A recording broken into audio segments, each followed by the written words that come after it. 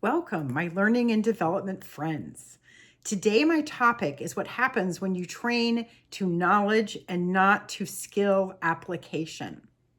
So, let me share an experience that I had, a real world experience in this. I was mowing the lawn and I looked down and I saw that there were bees flying out of a hole in the ground. And so I thought to myself, oh, that's right. My husband told me those are ground bees. And oh, they're mean, that they're really mean bees. They're not like bumblebees that you see, pollinating your flowers in your yard. And while I'm having all these thoughts about bees and types of bees, the ground bees flew up because I'm still mowing. The ground bees flew up and stung me. A couple of them stung me on my face. And I realized this was a perfect illustration of the drawback is if we train people to knowledge and not to skill application. So what did I learn here is that I only had the knowledge that ground bees were mean. I didn't have the knowledge of what to do if you run into one. I had never practiced what you do if you find because they'll build a new home really fast. So you find a new ground bee home while you're mowing. It's actually pretty simple, which is as soon as you see them, you get away because they are mean and they're aggressive and they will come after you. So you have to maybe go back later with a weed whacker. You can stay back further or some other things. But I didn't know. I'm thinking, oh, they're mean, but they're down there and I'm up here and they got me.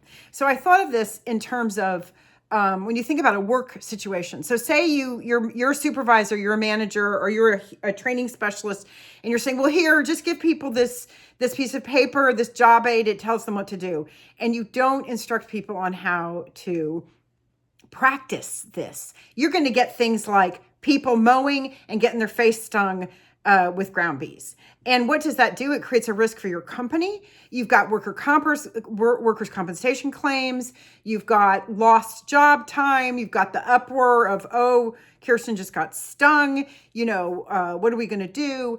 But if somebody had trained me and said, okay, you're mowing, practice mowing, you see a ground bee, what do? I wouldn't have created a workers' comp claim or a downtime in the workflow.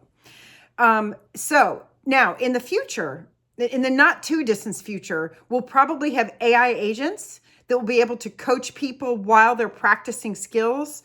For most of us, we're not there yet, unless maybe it's a skill that you're doing on a computer, a paper-based skill, meaning on the computer, where an AI agent could coach you while you're doing it. For physical skills, I would assume we'll get there.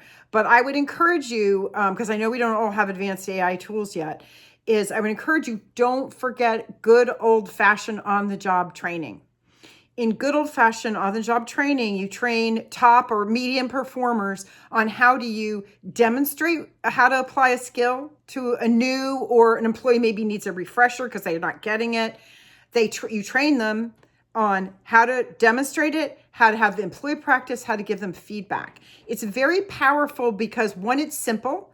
And two, you support those on-the-job trainers on how they should do this. And three, by having the human interaction, before we lose all human interaction, the human interaction in the new employee or the employee that's being retrained, it helps build their confidence and it gives them a self-assurance. You get better performance when people feel confidence and they feel self-assurance and they feel like somebody believed in them. They'll be more likely to perform that skill well on the job because they got to practice it in a safe setting. And they go out with confidence. They know they can ask their on-the-job coach for help if they run into issues. So let's remember those basics in our training plans and how we're bringing people up to speed with specific skills.